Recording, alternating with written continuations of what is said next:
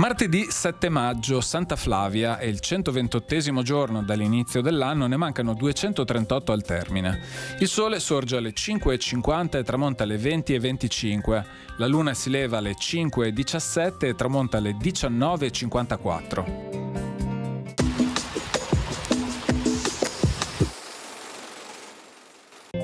Decede per vecchiaia, a ben 82 anni, Antonio Grimani.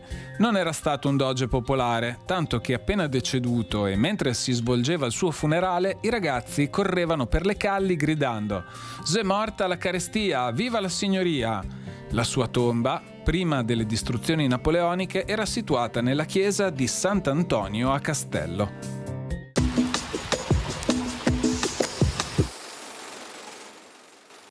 Le previsioni per domani.